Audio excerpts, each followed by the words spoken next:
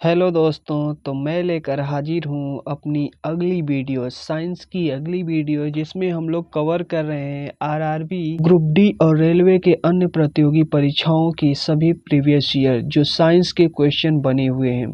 तो हम लोग इसमें देखेंगे कि वो कौन कौन से इम्पोर्टेंट क्वेश्चन हैं जो प्रीवियस ईयर में आए हुए हैं। इसके पहले की 5 वीडियो में हम लोग देख चुके हैं 500 प्रश्नों तक। अब हम लोग अपनी 6वीं वीडियो में 501 वाले क्वेश्चन से देखेंगे और हम लोगों का रोज का टारगेट रहता है कि 100 क्वेश्चन रोज कंप्लीट करने हैं। तो हम लोग देखेंगे अगली वीडियो अपनी। देखते हैं 501 नंबर क्वेश्चन, और निश्चित तौर पे आप भरोसा करिए कि प्रश्न यहीं से बनेंगे, क्योंकि जब आप 3000 4000 एक सब्जेक्ट से क्वेश्चन तैयार करके जाएंगे तो क्वेश्चन बनेगा कहाँ से। आप देखिएगा, यहीं से क्वेश्चन आपके एग्जाम में मिलेंगे। उस दिन आप आकर ज़रूर कहेंगे कि सर क्वेश्चन यहीं से आए थे, यदि मैं तैयारी करके गया होता तो मेरा सिलेक्शन ज़रूर हो गया होता। तो देखेंगे अगले क्वेश्चन को हम लोग। अपना क्वेश्चन नंबर 501 कि 15 केजी द्रव्यमान का पिंड 5 मीटर प्रति सेकंड की गति से गतिमान है, तो उस पर क्रियान्वित बल कितना होगा। तो बल को निकालेंगे हम लोग, तो F बराबर एम वाला सूत्र होता है। तो m का मान 15 दिया हुआ है और a का मान दिया है 5 मीटर प्रति सेकंड स्क्वायर। तो इनको मल्टीप्लाई करेंगे तो 15 पचे 75 हो जाएगा। ऑप्शन नंबर, बल न्यूटन में होता है, तो ऑप्शन नंबर डी इसका सही जवाब हो जाएगा। अगले क्वेश्चन को हम लोग देखते हैं। अगला क्वेश्चन है कि किसी वस्तु के संवेग में 0.02 सेकंड में 10 केजी मीटर प्रति सेकंड परिवर्तन होता है। तो वस्तु पर कार्य कर रहा बल है, तो जो बल होता है वह होता है संवेग परिवर्तन बटे समय के। तो संवेग जो परिवर्तन है वह 10 केजी मीटर प्रति सेकंड है, और सेकंड समय हमारा है 0.02। 0.02 का भाग दे देंगे 10 में, तो हमारा आ जाएगा हो जब भाग देंगे तो आएगा, ऊपर दशमलव उड़ाएंगे तो ऊपर बढ़ जाएगा 1000। 1000 में 2 का भाग देंगे तो 500 न्यूटन। ऑप्शन नंबर सी हमारा सही जवाब हो जाएगा। अगले वाले क्वेश्चन पे हम लोग चलते हैं। निम्नलिखित में से क्या एक वस्तु पर लागू असंतुलित बल का प्रभाव नहीं है। तो इसका सही जवाब है वस्तु की गति में परिवर्तन का कारण नहीं बनता है। वस्तु की गति में परिवर्तन का कारण नहीं बनता है, तो कौन? असंतुलित बल का प्रभाव। अगला क्वेश्चन देखेंगे। अगला क्वेश्चन 304 नंबर क्वेश्चन है हमारा। देखिए ऑप्शन नंबर सी इसका सही है। अगला क्वेश्चन देखेंगे। जब दो समान बल विपरीत किसी निकाय पर और विपरीत दिशा में कार्य कर रहे हो, तो निकाय पर कार्य करने वाला बल बन जाता है, तो शून्य हो जाता है। ऑप्शन नंबर बी क्या हो जाएगा? सही जवाब। अगला देखेंगे।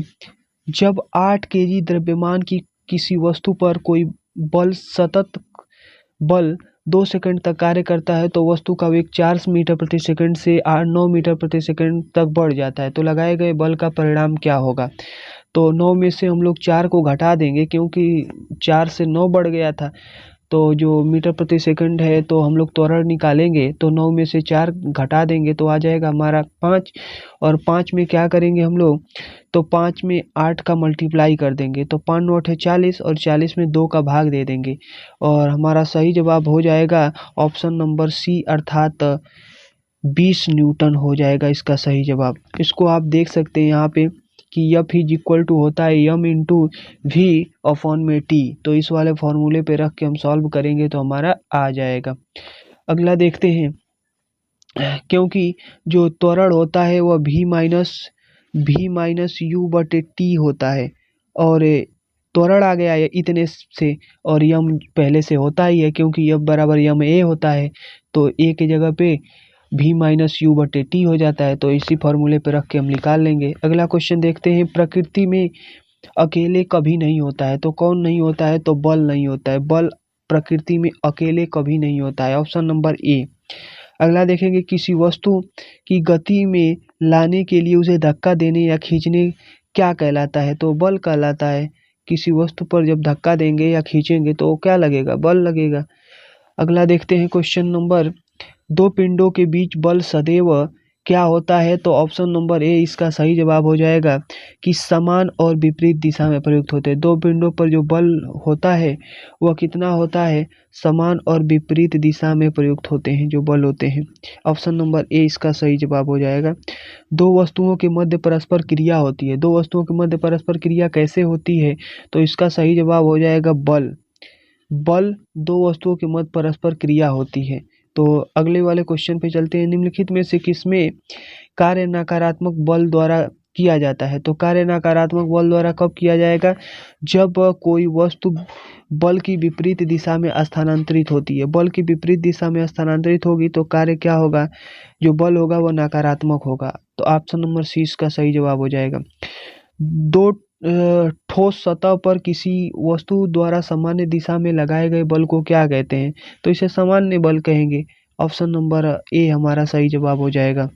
ठोस पर सामान्य दिशा में लगाए गए बल सामान्य बल कहलाएगा। खींचने का एक उदाहरण है, तो ध्वज फहराना क्या है, देखिए 15 अगस्त को और 26 जनवरी को ध्वज फहराया जाता है, तो वह एक खींचने का उदाहरण है। सभी बलों में होता है, तो क्या होता है, वो परिणाम और दिशा होती है। ऑप्शन नंबर ए इसका क्या हो जाएगा, सही जवाब हो जाएगा, परिणाम और दिशा। अगला देखेंगे, एक कार 72 किमी प्रति घंटा की गति से चल रही है। ब्रेक लगाने के बाद इसे रुकने में 4 सेकंड लगते हैं। यदि कार्य का द्रव्यमान 4000 किलोग्राम है तो लगाए गए ब्रेक का परिणामी बल कितना होगा, या बल का परिणाम क्या होगा। तो इसके लिए आप निकाल सकते हैं 72 किमी प्रति घंटा से चल रही है, ब्रेक लगाने पर 4 सेकंड में, अर्थात त्वरण उत्पन्न होगा। तो त्वरण उत्पन्न होगा और द्रव्यमान उसका 1 केजी दे दिया है, तो हम लोग निकाल लेंगे त्वरण को और प्रारंभिक वेग को। प्रारंभिक वेग निकालने के लिए हम लोग जो उसका प्रारंभिक वेग है 72 किमी प्रति सेकेंड प्रति घंटा, उसको कन्वर्ट कर लेंगे। उसको कन्वर्ट करेंगे तो 5/18 से 72 में 5/18 से भाग दे देंगे, तो आ जाएगा हमारा 20 मीटर प्रति सेकेंड। 20 मीटर प्रति सेकंड आएगा। अब 20 मीटर प्रति सेकंड को क्या करेंगे कि 20 मीटर प्रति सेकंड एक चीज हमारा आ गया, तो यह प्रारंभिक वेग हो गया। तो त्वरण ज्ञात कर लेंगे कि अंतिम वेग माइनस प्रारंभिक वेग। तो अंतिम वेग क्या हो जा रहा है कि ब्रेक लगाने के बाद गाड़ी रुक जा रही है, अर्थात अंतिम वेग 0 हो जा रहा है।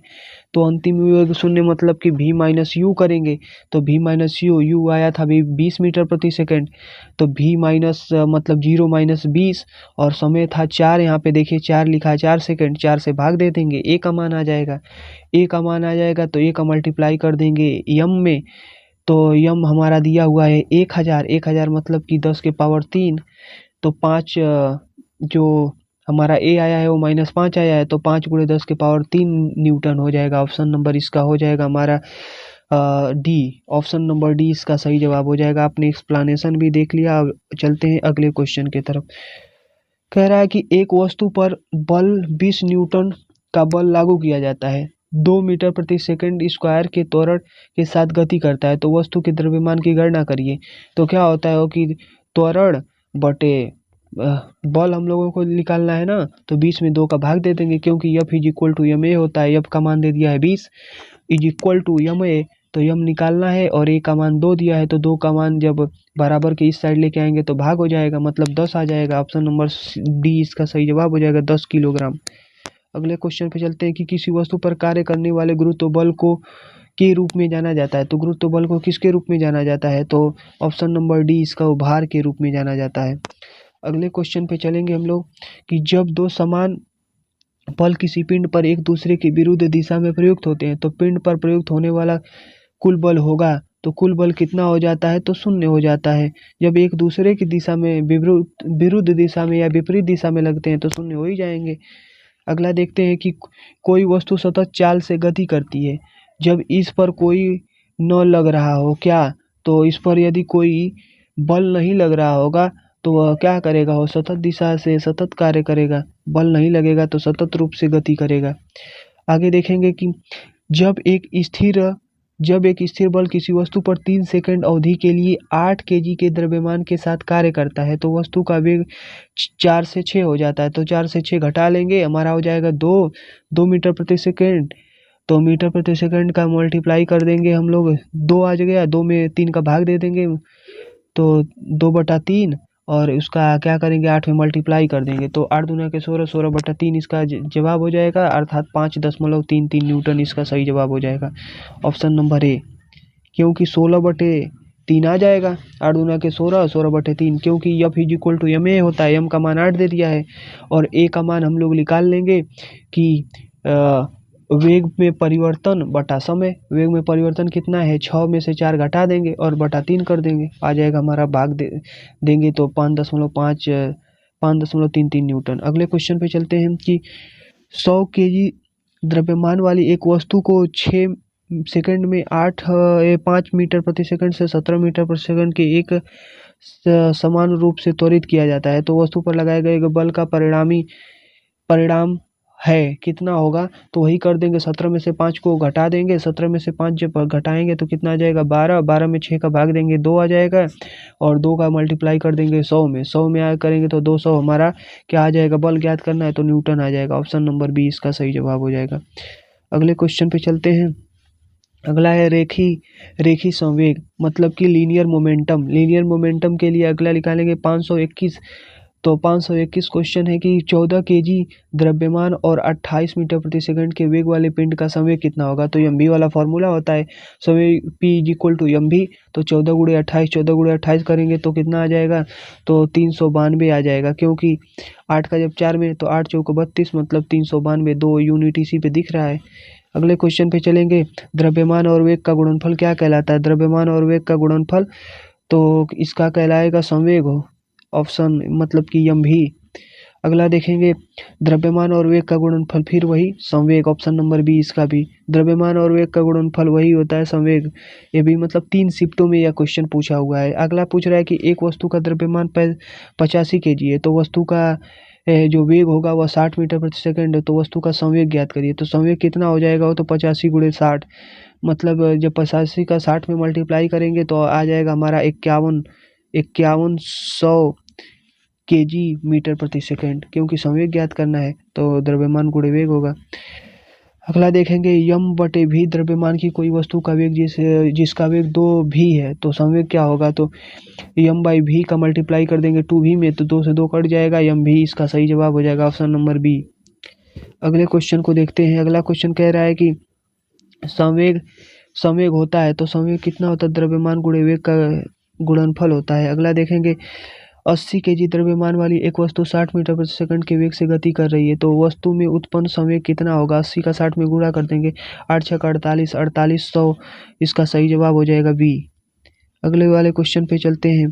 50 केजी द्रव्यमान की एक वस्तु 6 मीटर प्रति सेकंड के नियत वेग से गतिमान है, तो वस्तु का संवेग होगा 5 6 के 30 हो जाएगा, और एक जीरो है तो 300 केजी मीटर प्रति सेकंड हो जाएगा।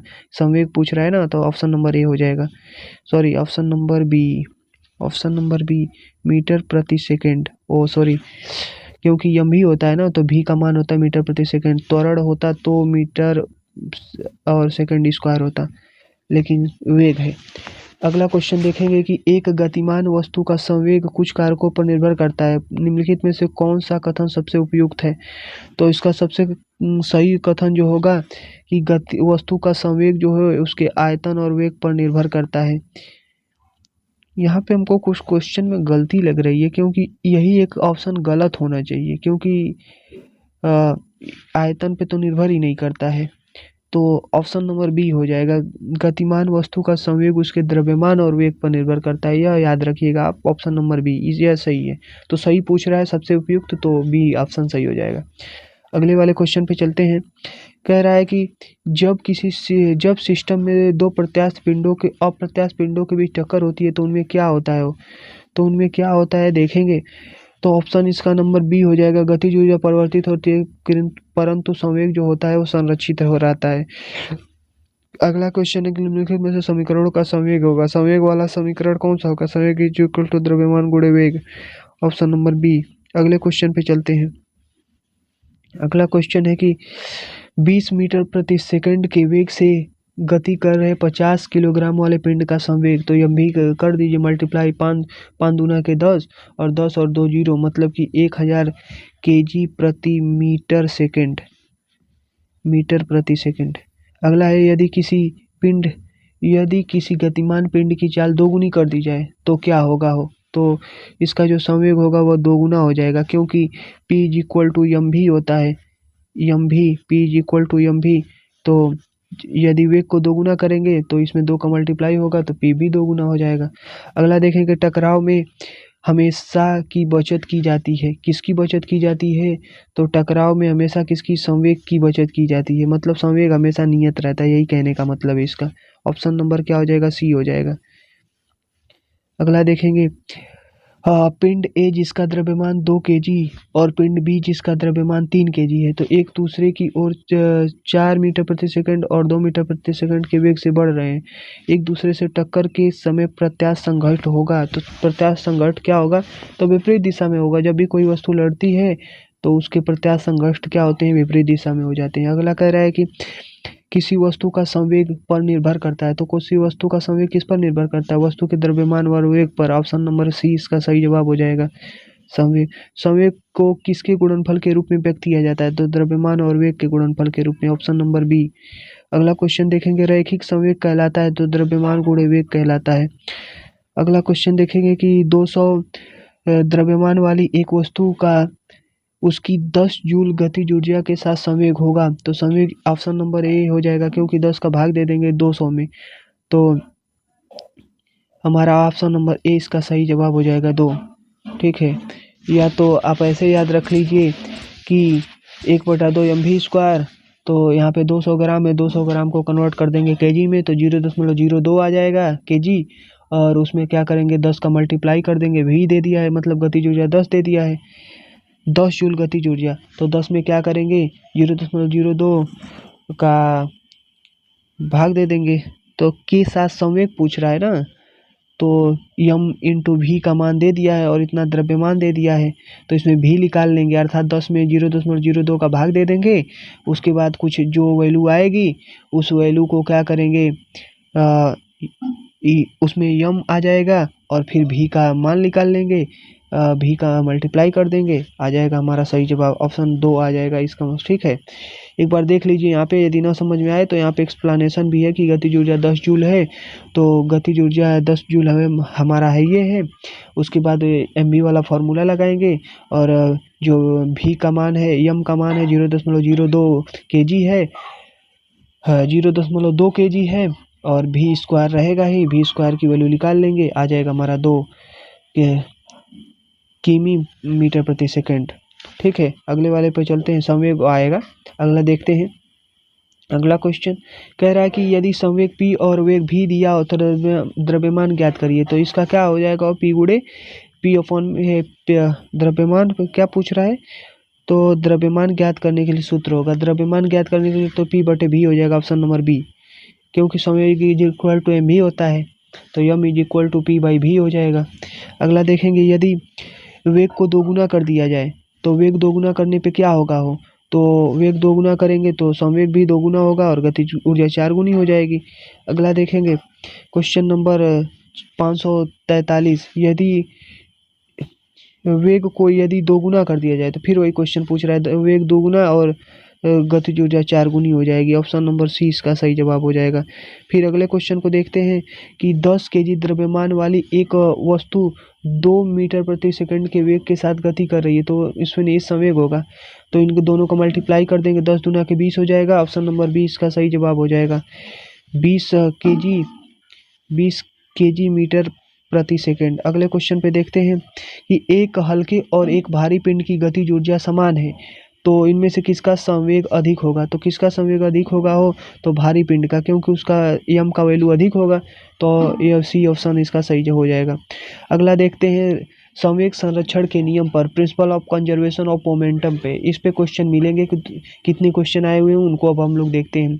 किसी रॉकेट का उड़ान भरना द्वारा समझा जा सकता है, तो किसके, संवेग संरक्षण के नियम द्वारा समझा जा सकता है, क्योंकि वही तो हम लोग पढ़ रहे हैं ना। तो रॉकेट उड़ान भरने में कि कौन सा नियम फॉलो होता है, तो संवेग संरक्षण का नियम फॉलो होता है। रॉकेट संवेग संरक्षण के सिद्धांत पर कार्य करता है। तो ऑप्शन नंबर ए इसका सही जवाब हो जाएगा। अगले क्वेश्चन को देखते हैं। रॉकेट संरक्षण के सिद्धांत पर कार्य करता है। फिर वही क्वेश्चन हो, संवेग संरक्षण के सिद्धांत पर। अगले क्वेश्चन को देखते हैं। अगला है कि निम्नलिखित में से किस सिद्धांत के अनुसार कोई रॉकेट अंतरिक्ष में कार्य करता है। तो संवेग संरक्षण के सिद्धांत पे ऑप्शन नंबर ए इसका सही जवाब हो जाएगा। अगले क्वेश्चन को देखते हैं। एक सेल के विस्फोट के बाद कई टुकड़ों में अलग अलग दिशाओं में उड़ जाते हैं, तो इस स्थिति में क्या संरक्षित रहता है। संवेग संरक्षित रहता है। इसका सही जवाब हो जाएगा डी। 2 kg की एक पिस्तौल से 150 मीटर प्रति सेकंड वेग के साथ एक 30 ग्राम की एक गोली क्षैतिज रूप से चलाई गई। पिस्तौल की प्रतिच्छित वेग कितना है। तो प्रतिच्छित वेग को हम लोग निकालेंगे तो इसके लिए फॉर्मूला होता है कि m1v1 is equal to m2v2। मतलब कि गोली की जो संवेग है और पिस्तौल का जो संवेग है उसको अलग अलग निकालते हैं। तो एक दिया हुआ है कि 2 kg पिस्तौल है और उसमें 150 मीटर प्रति सेकंड के वेग के साथ 30 ग्राम की एक गोली क्षैतिज रूप से चलाई जाती है। तो 30 ग्राम दे दिया है और उसका वेग दे दिया है 150। तो इन दोनों का मल्टीप्लाई कर लेंगे और 2 का मल्टीप्लाई कर लेंगे और पिस्तौल का वेग ज्ञात कर लेंगे उससे। तो हमारा जब ज्ञात करेंगे m1v1, यहाँ पे एक्सप्लेनेशन आप देख सकते हैं कि m1v1 is equal to m2v2। और जब इसको सॉल्व करेंगे तो v1 हमारा आ जाएगा 2.25 मीटर प्रति सेकेंड। माइनस में आएगा, याद रखना है। देखेंगे मतलब यह हमारा ऑप्शन नंबर ए क्या हो जाएगा, इसका सही जवाब हो जाएगा। अगला क्वेश्चन है कि 0.01 किग्रा द्रव्यमान की एक बंदूक की गोली 5 किग्रा वजन की बंदूक से दागा जाता है। यदि गोली का प्रारंभिक चाल 250 मीटर है तो बंदूक का प्रतिक्षेप की चाल कितनी होगी। अर्थात वही फॉर्मूला फिर m1v1 is equal to m2v2 वाला। तो m1 दे दिया है 0 दे दिया है बंदूक इतना ग्राम की एक बंदूक, मतलब 0.01 मतलब 100 ग्राम की बंदूक है।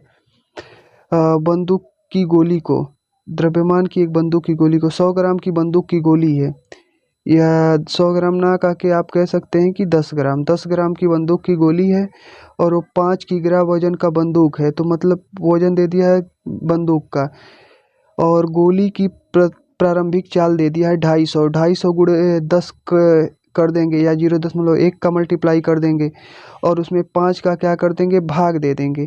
तो हमारा आ जाएगा प्रारंभिक चाल। जब इनको सॉल्व करेंगे तो हमारा आ जाएगा 50 से आ जाएगा। 50 का मल्टीप्लाई करेंगे इसमें 0.01 में तो 50 से कम 50 मतलब 0.05 आना चाहिए। मतलब आ जाएगा हमारा ऑप्शन नंबर माइनस में आएगा तो ऑप्शन नंबर ए इसका सही जवाब हो जाएगा। देखेंगे 0.50 मीटर प्रति सेकंड, यही ऑप्शन हमारा हो जाएगा। देख लेंगे, एक्सप्लेनेशन है। कह रहे हैं कि एक 2 kg की गेंद 5 मीटर प्रति सेकंड के प्रारंभिक वेग से चलती हुई किसी स्थिर 5 kg वाली गेंद से टकराती है। टक्कर के बाद दोनों का वेग कितना होगा। फिर वही वाला काम, संवेग संरक्षण के नियम m1v1 is equal to m2v2 solve कर लेंगे। जैसे ही हम लोग सॉल्व करेंगे तो जो v की वैल्यू होगी वो आ जाएगी 1.6 और दूसरा एक आ जाएगा 1.6। जब आ गया 1.66 तो दूसरा इसका आ जाएगा 3.33। ऑप्शन नंबर सी इसका सही जवाब हो जाएगा। दोनों का वेग पूछ रहा है ना, तो एक का वेग हो जाएगा 1.66 और दूसरे का हो जाएगा 3.33। यहाँ पे देख सकते हैं ये फॉर्मूला पे लगाया हुआ है m1v1 वाले फॉर्मूले पे। अगला देखेंगे क्वेश्चन कि 3 kg की एक पिस्तौल से 150 मीटर प्रति सेकंड के वेग से 20 ग्राम की एक गोली क्षैतिज रूप से चलाई जाती है। पिस्तौल का प्रतिघाती वेग ज्ञात करिए। तो आप इतने ग्राम का पिस्तौल है, इतने kg की एक पिस्तौल है और मतलब 3 से भाग देना है इन दोनों में, बस इतना आप याद रखिए। 150 गुणे 20 करेंगे और उसमें क्या कर देंगे तो 3 से भाग दे देंगे। यहाँ पे 20 ग्राम दिया है तो इसको चाहेंगे तो आप कन्वर्ट कर लेंगे kg में। तो 20 ग्राम को कन्वर्ट करेंगे तो हो जाएगा हमारा 0.02। तो उसका मल्टीप्लाई कर देंगे 150 में और उसमें 3 से भाग दे देंगे। तो 3 से भाग देंगे तो 5 बार 50 आ जाएगा 50 मीटर प्रति सेकंड, 50 मीटर प्रति सेकंड का मल्टीप्लाई कर देंगे 0.02 में, तो 50 दूना के 100, और उसके बाद 2 अंक पे दशमलव लग जाएगा, मतलब लगभग 10 या एक आ जाएगा, 1 मीटर प्रति सेकंड। ऑप्शन नंबर बी इसका क्या हो जाएगा, सही जवाब हो जाएगा। माइनस में आएगा पिस्तौल का प्रतिघाती वेग, क्योंकि पीछे की तरफ ढकेलता है ना, जैसे ही बंदूक फायर करती है, इसलिए। अगला देखेंगे क्वेश्चन, 10 मीटर प्रति सेकंड से गतिमान एक 2000 kg का ट्रैफिक ट्रक लाइट पर खड़ी एक कार से टकराता है। टकरा के बाद दोनों एक साथ 8 मीटर प्रति सेकंड की गति से चलते हैं। कार का द्रव्यमान होगा, तो कार का द्रव्यमान ज्ञात करेंगे m1v1 वाले से फॉर्मूले से। तो 8 मीटर प्रति सेकंड से गतिमान एक 2000 kg की ट्रक ट्रैफिक लाइट पर खड़ी कार से टकराता है। तो इतने मीटर प्रति सेकंड से इतने 2000 kg का है, इन दोनों को मल्टीप्लाई कर देंगे, 8 का उसमें डिवाइड 8 का भाग दे देंगे, आ जाएगा कार का द्रव्यमान, m2 का मान आ जाएगा आसानी से। तो सॉल्व करेंगे तो हमको लग रहा है कि ऑप्शन नंबर सी इसका सही जवाब हो जाएगा 500 kg, क्योंकि 2000 में 8 का भाग देंगे तो 8 दूना के 16 और 40 हो जाएगा, 4 बचेगा 400, तो 8 5 40, मतलब 25 बार में कट जाएगा। 25 का मल्टीप्लाई करेंगे, 25 से कम 25, 50 बार में कटेगा, तो आ जाएगा हमारा 500 सही जवाब। अगला क्वेश्चन देखेंगे, अगला दिया है कि 3 kg की पिस्तल से 150 मीटर प्रति सेकंड के वेग के साथ 30 ग्राम की गोली क्षैतिज रूप से चलाई जाती है। पिस्तल का प्रतिघाती वेग, फिर वही काम दोनों का देख लेंगे कि कौन किसका दिया हुआ है। 3 kg की पिस्तल है और इतने मीटर प्रति सेकंड के वेग से एक 30 ग्राम की गोली क्षैतिज रूप से चलाई जाती है। तो गोली और 15, मतलब 30 और 15 का मल्टीप्लाई कर देंगे, 3 का भाग दे देंगे, तो वही आ जाएगा हमारा हो 1 मीटर प्रति सेकंड। ऑप्शन नंबर क्या हो जाएगा हमारा, CAD हो जाए, कहाँ से गलती हो गया, सी दे दिया इसका ऑप्शन, हम लोग गलती कर रहे हैं क्या। 15 3 में भाग देंगे तो 50 हो जाएगा, 50 का 3 में 50 या 75, तो पिस्तौल का प्रतिघाती वेग 75 आ रहा है, कहाँ से गलती कर रहे हैं, मतलब 3 गुणे 15 करना होगा, तब 30 का भाग देना होगा, 50 नहीं, क्या किया हुआ है, 0 सॉरी, ये ग्राम में दिया था ना 30 ग्राम, 30 ग्राम को केजी में बदल देंगे, केजी में बदलेंगे तो 0.03 आएगा, यही दिक्कत कर रहा था, इसीलिए नहीं आ रहा था, हम भी कहीं कहाँ से नहीं आ रहा है, 1 दशमलव, तो इसका सही जवाब हो जाएगा -1.5 मीटर प्रति सेकंड, पिस्तल पीछे की तरफ आएगी। अगला क्वेश्चन देखते हैं, 12 किग्रा द्रव्यमान की एक गोली को एक राइफल से दागा जाता है, इसके गोली इसके बैरल से होकर जाने में कुल 0.006 सेकंड का समय लेती है, तो इसे 300 मीटर प्रति सेकंड के वेग से छोड़ती है, तो राइफल द्वारा गोली पर आरोपित बल क्या होगा। तो इसको सॉल्व करेंगे तो यह हमारा हो जाएगा ऑप्शन नंबर डी, 600 न्यूटन इसका सही जवाब होगा। देखिए 12 ग्राम दे दिया है, सेकंड दे दिया है, 300 मीटर प्रति सेकंड से छोड़ा जाता है,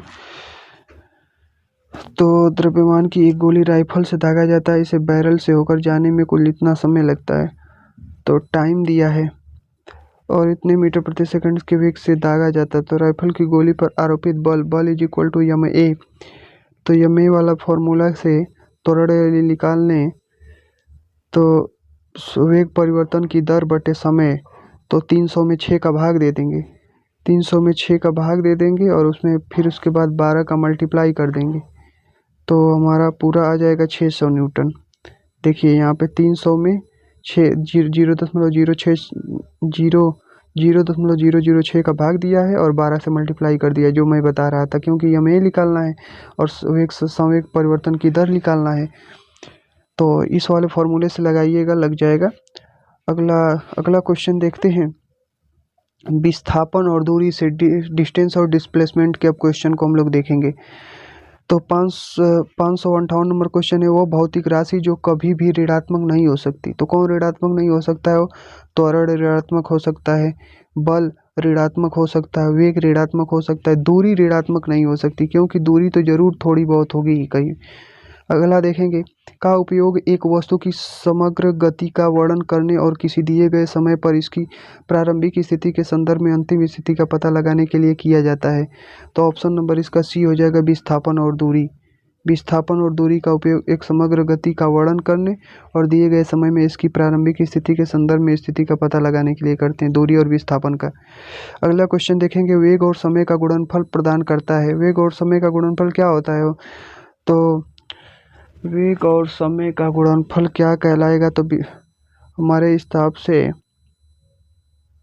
अरे वेग वेग मतलब कि चाल, चाल और समय तो दूरी कहलाएगा। Option number A, option number A. वो चाल, चाल बराबर दूरी बटे समय देखते हैं ना, तो वेग को चाल से रिलेट कर लीजिए, चाल इज इक्वल टू वेग, क्योंकि इसका भी मीटर प्रति सेकंड होता है, उसका भी मीटर प्रति सेकंड होता है। तो वेग और समय का जब गुणा करेंगे तो दूरी प्राप्त होगी। ऑप्शन नंबर ए हो जाएगा। ये तो बी दिया है, विस्थापन बता रहा है। वेग और समय के गुणनफल को विस्थापन कहा जाता है। ठीक है, आप विस्थापन याद रखिएगा, मेरे हिसाब से तो दूरी होना चाहिए। ठीक है, आप यह विस्थापन इसको करेक्ट कर लीजिएगा, ऑप्शन नंबर बी सही होगा इसका। वेग और समय का गुणनफल विस्थापन कहलाता है। अगला देखेंगे, यदि किसी वस्तु द्वारा तय की गई दूरी शून्य है तो वस्तु का विस्थापन कितना होगा? जब दूरी ही नहीं तय की जाएगी तो विस्थापन कितना होगा? वो शून्य होगा। Option number b. अगले वाले क्वेश्चन को देखते हैं कि एक वस्तु को ऊपर की ओर फेंका जाता है, यह 100 मीटर की ऊंचाई तक जाती है और फिर फेंकने वाले के पास वापस आ जाती है, तो क्या होगा? वस्तु का वास्तविक विस्थापन जो होगा वो शून्य होगा। इसका सही जवाब हो जाएगा हमारा ऑप्शन नंबर डी, वस्तु का वास्तविक विस्थापन शून्य है। तो याद रखेंगे कि वस्तु का वास्तविक विस्थापन क्या है? शून्य है। जब एक वस्तु को ऊपर फेंका जाता है तो 100 मीटर ऊंचाई तक जाती है और फिर फेंकने वाले के पास आ जाती है, तो वस्तु का वास्तविक विस्थापन शून्य है, क्योंकि विस्थापन तो प्रारंभिक और अंतिम वस्तुओं के, प्रारंभिक और अंतिम बिंदुओं के बीच की जो दूरी होती है, तिर्यक दूरी, तो तिर्यक दूरी तो बन ही नहीं रहा, ऊपर गया और सीधा उसी के पास आ गया, तो कोई तिर्यक दूरी बनी ही नहीं, तो शून्य ही होगा। अगला देखेंगे क्वेश्चन, चाल और वेग से क्वेश्चन है। अब हम लोग स्पीड एंड वेलोसिटी पे आ गए। जब एक कह रहा है कि जब एक पर्यवेक्षक के सापेक्ष समय के साथ वस्तु की स्थिति लगातार बदलती जा रही है, तो क्या कहा जाता है? कहा जाता है कि वस्तु क्या है? गतिशील है। मन मन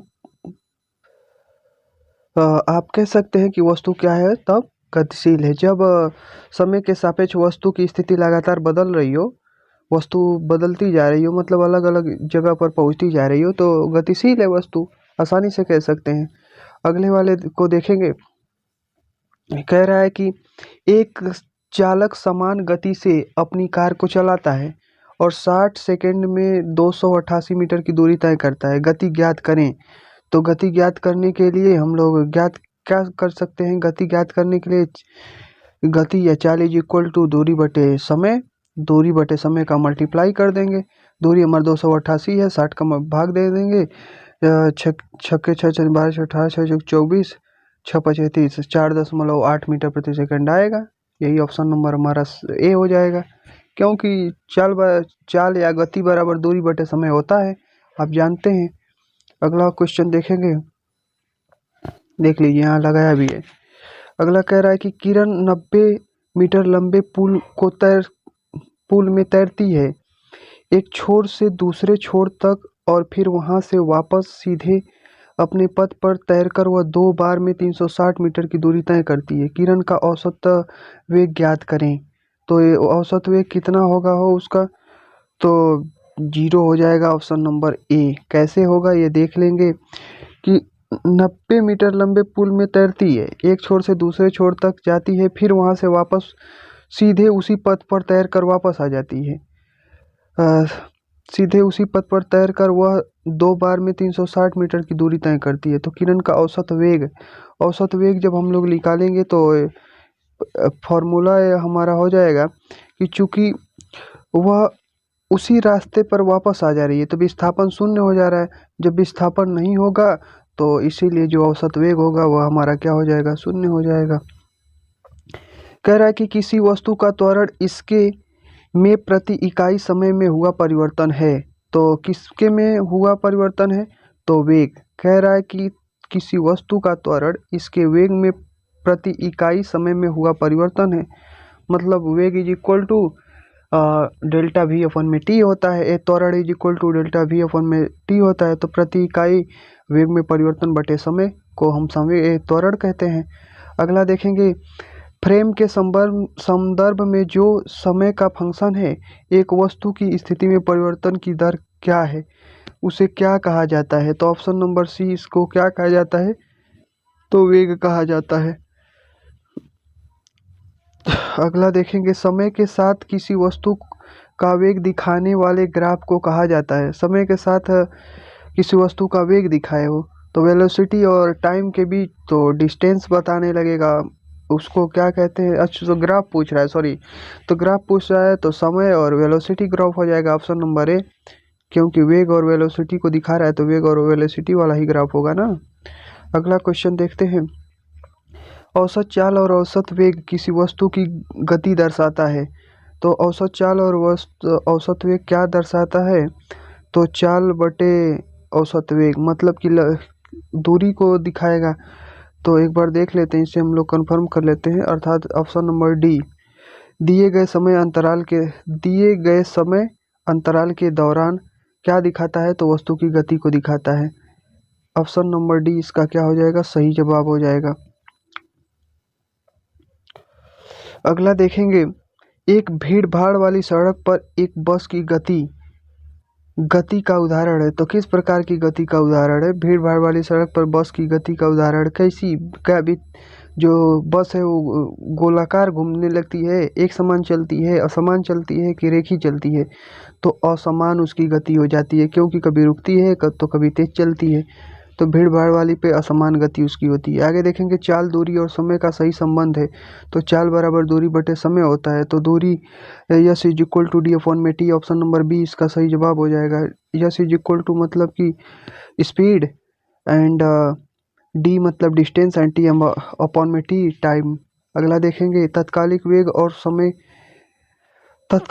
और औसत वेग तब बराबर होते हैं जब वस्तु क्या होती है, तो में त्वरण जो हो शून्य त्वरण हो, तो उनका औसत वेग और तात्कालिक वेग दोनों बराबर हो जाते हैं। आगे देखेंगे, विस्थापन के परिवर्तन की दर को कहा जाता है, तो विस्थापन की परिवर्तन की दर वेग कहलाता है। विस्थापन के परिवर्तन की दर को वेग कहते हैं। किसी विस्थापन के परिवर्तन की दर को क्या कहते हैं, तो अभी आपने देखा कि वेग कहते हैं, विस्थापन की परिवर्तन की दर को वेग कहते हैं। एक दिन 26 को पूछा था, एक दिन 29 को, एक दिन 5 को, यही क्वेश्चन, तो देख लीजिए दोहरा पूछ रहा है वो कि विस्थापन के परिवर्तन की दर को क्या कहते हैं, तो वेग कहते हैं। अगले क्वेश्चन पे चलते हैं। अगला क्वेश्चन है कि विस्थापन की परिवर्तन की दर को कहा जाता है, तो विस्थापन परिवर्तन की दर को वेग कहा जाता है। फिर देखिए वो 3 को पूछा है। फिर कह रहा है कि यदि कोई वस्तु समान समय अंतराल में समान दूरी तय करती है तो इसे कहा जाता है, समान समय में समान दूरी तय करे तो असमान गति कहा जाता है। एक वस्तु समान समय अंतराल में असमान दूरी तय करती है, मतलब दूरी का कोई ठिकाना नहीं कितना करेगी, तो उसे कहा जाता है असमान गति। अगला देखेंगे, और किसी निर्दिष्ट दिशा में किसी वस्तु की गति को कहा जाता है, मतलब किसी निर्दिष्ट दिशा में एक दिशा में कोई वस्तु गति कर रही है तो उसे क्या कहा जाएगा, तो वेग कहा जाएगा। ऑप्शन नंबर सी इसका सही जवाब होगा। कह रहा है, निम्नलिखित में से कौन सी मात्रा चाल के साथ इसकी गति निर्दिष्ट करती है, तो चाल के साथ गति कौन बताएगा, वो तो वेग बताएगा। चाल के साथ इसकी गति निर्दिष्ट कौन करता है, तो वेग करता है, याद रखेंगे। एक निश्चित दिशा में बढ़ रही वस्तु की गति को वैज्ञानिक शब्दावली में किस पद के रूप में जाना जाता है, तो निश्चित दिशा में वस्तु गति कर रही है तो उसे क्या कहेंगे हम लोग, तो उसे कहेंगे वेग। एक निश्चित दिशा में कोई वस्तु आगे बढ़ रही है तो उसे वैज्ञानिक शब्दावली में वेग कहा जाता है। समय के साथ विस्थापन में परिवर्तन की दर को कहा जाता है, समय के साथ विस्थापन में परिवर्तन क्या कहलाता है, तो वेग कहलाता है। Option number c. अगले क्वेश्चन को हम लोग देखते हैं, 500 81। अब आ गए हम लोग प्रोजेक्टाइल मोशन पे, प्रक्षेप्य गति पे। तो 581 नंबर क्वेश्चन है, किस कोण से फेंके जाने पर कोई वस्तु सर्वाधिक दूरी तक प्रक्षेपित होती है? तो 45 अंश पे हो। 45 अंश पे जब आप फेंकेंगे किसी वस्तु को, वो सबसे ज़्यादा प्रतिक्षेपित होगी। Option number D. इसके लिए फॉर्मूला आप देख सकते हैं कि परास is equal to U square sine 2 theta. तो साइन 2 थीटा में 45 अंश का मान रखेंगे तो सबसे वैल्यू अधिक आएगी, अर्थात आएगी हमारा कितना हो तो u upon you square upon में जी, मतलब प्रारंभिक वेग जितना होगा उसमें गुरुत्वीय त्वरण का भाग दे देंगे तो उसका परास पता चल जाएगा, अर्थात सबसे ज़्यादा आता है 45 अंश पर। आगे देखेंगे कि किसी प्रक्षेप का प्रक्षेप वक्र होता है तो कितना होता है, तो परवलयाकार होता है। ऑप्शन नंबर इसका क्या हो जाएगा, बी हो जाएगा। मतलब इससे 2 ही क्वेश्चन पूछे गए थे लग रहा है, क्योंकि 2 ही में समाप्त हो गया प्रक्षेप वाला। अगले वाले क्वेश्चन पे हम लोग चलते हैं। तो किसी प्रक्षेप का पथ कैसा होता है, तो परवलयाकार होता है, याद रखेंगे। अगला है त्वरण, एक्सेलरेशन। आगे आ गए हैं हम लोग देखेंगे। वेग में परिवर्तन और लगने वाला समय क्या कहलाता है, तो त्वरण कहलाता है। Option number c. वेग परिवर्तन और बटा समय को हम त्वरण कहते हैं। 5 सेकंड में किसी कार का वेग 5 मीटर प्रति सेकंड से बढ़कर 10 मीटर प्रति सेकंड हो जाए तो उसका त्वरण कितना होगा, तो 1 मीटर प्रति सेकंड हो जाएगा। ठीक है, क्योंकि 10 में 5 का भाग देंगे तो सॉरी, लिखा है कि 5 सेकंड में किसी कार का वेग, तो 5 मीटर प्रति सेकंड से 10, तो 10 में से 5 घटा देंगे 5, और 5 में 5 का भाग देंगे तो 1 मीटर प्रति वर्ग सेकंड आ जाएगा। अगला क्वेश्चन देखते हैं। अगला क्वेश्चन कह रहा है कि 1 किलोग्राम द्रव्यमान वाले एक लकड़ी के तख्ते पर 5 न्यूटन का बल लगाने पर यह 10 मीटर प्रति सेकंड के त्वरण से आगे बढ़ता है। तो 2 किलोग्राम द्रव्यमान वाला एक अन्य तख्ता समान बल लागू होने में 20 मीटर प्रति सेकंड के त्वरण से आगे बढ़ता है। यदि दोनों तख्तों को एक दूसरे के साथ बांध दिया जाए तो उन पर समान बल लगाया जाए तो त्वरण कितना होगा, वो तो त्वरण जो हो जाएगा वो हो जाएगा हमारा 6.67 × 10 की पावर 6.67 मीटर प्रति सेकंड हो जाएगा त्वरण। अब इसको कैसे निकालेंगे, तो ये दिया हुआ है, देखिए समय इस मीटर प्रति सेकंड त्वरण दिया है, जहाँ न्यूटन बल दिया है, यहाँ पे त्वरण दिया हुआ है। तो त्वरण का डिफरेंस निकाल लेंगे 10 और उसमें 5 का यदि भाग देंगे। एक बार क्वेश्चन को इसको देख लेते हैं हम लोग। कह रहा है कि यहाँ पे प्रथम स्थिति में F is equal to M A, तो F का मान दे दिया है 5 न्यूटन, एम का तो M1 इंटू ए का मान दिया है 10, तो इनका मल्टीप्लाई करके M1 निकाल लेंगे डिवाइड करके, तो हमारा 1/2 आ जाएगा। दूसरी स्थिति में फिर कह रहा है कि न्यूटन 5 ही बल रहेगा, M2 ज्ञात करेंगे, ए इज इक्वल टू 20 हो गया है, मतलब त्वरण 20, एक बार 10 दिया था एक बार 20, फिर 1/4 हो जाएगा।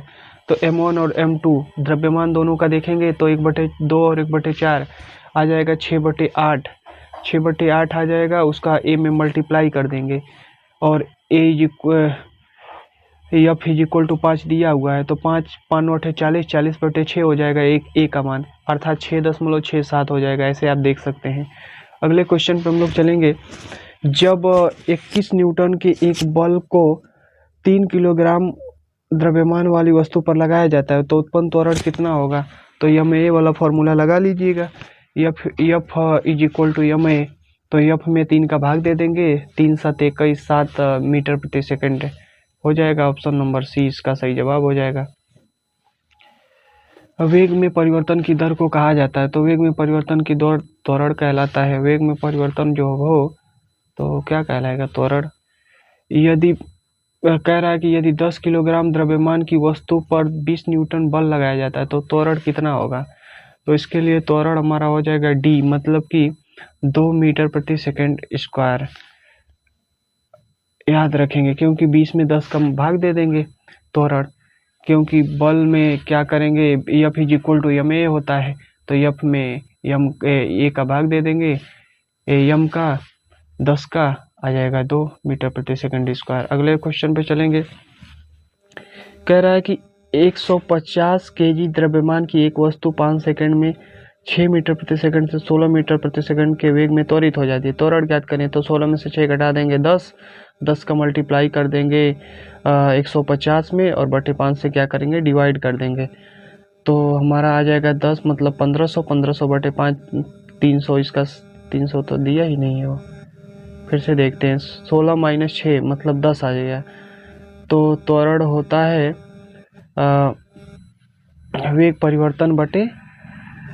परिवर्तन और बटे समय। तो 10 में 5 तो 2 ही तो आएगा, और इस केजी से कोई मतलब ही नहीं है। त्वरण ज्ञात करना है ना, तो वेग परिवर्तन और बटे समय। तो 10 में से 16 में से 6 घटाएंगे तो 10, 10 में 5 का भाग दे देंगे, 2 मीटर प्रति सेकंड आ जाएगा। ऑप्शन नंबर सी इसका सही जवाब हो जाएगा। अगले क्वेश्चन पे हम चलते हैं।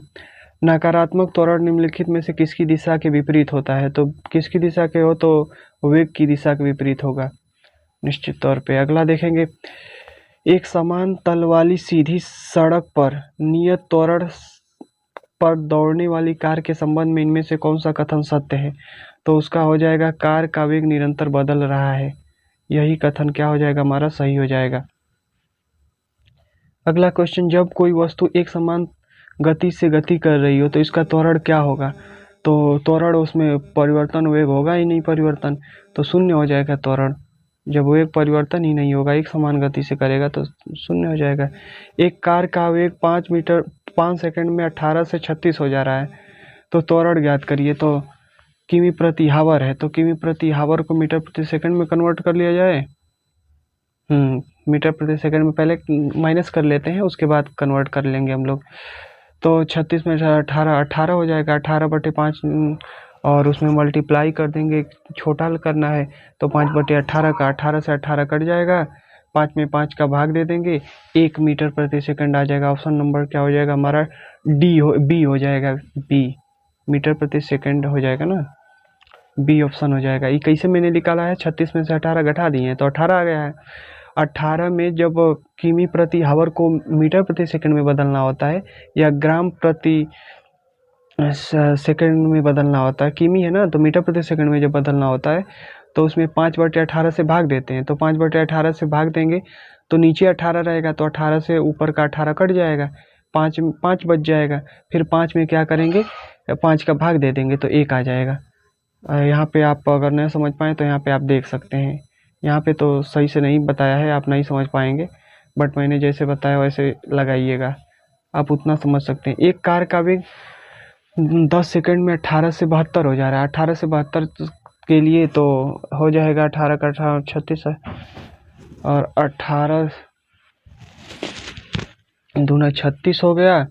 18 मतलब इसमें से घटा देंगे 18 72 में से, तो 72 में से 18 घटा देंगे, उसमें 5 बटे 8 का भाग दे देंगे, ये 5 बटे 18 का, और उसके बाद उसमें 10 का भाग दे देंगे।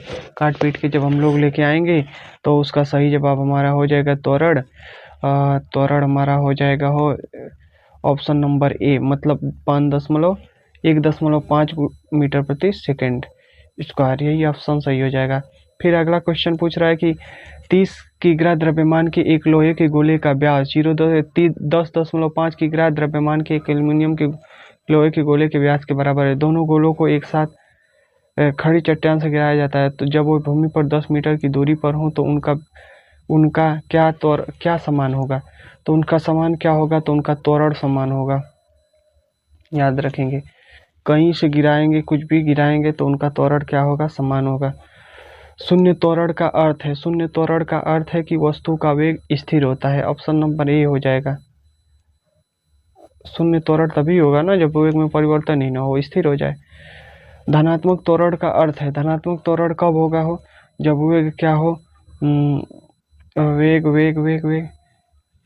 मतलब कि दूसरा वाला वेग क्या हो, अधिक हो, तभी तो जो धनात्मक त्वरण आएगा। तो वस्तु का वेग बढ़े, ऑप्शन नंबर सी हो जाएगा, सी हो जाएगा, तो धनात्मक हो जाएगा, मतलब इसका सी सही जवाब हो जाएगा। आगे देखेंगे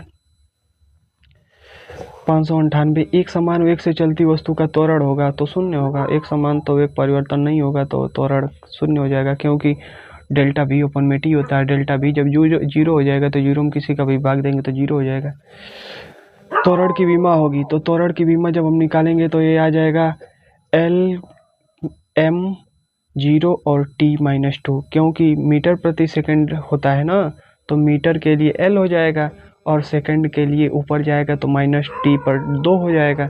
तो त्वरण की जो विमा होगी l m0 और t/-2 हो जाएगा। अब लास्ट क्वेश्चन पे, आज का लास्ट क्वेश्चन और हम लोगों के टारगेट का अंतिम क्वेश्चन आज का।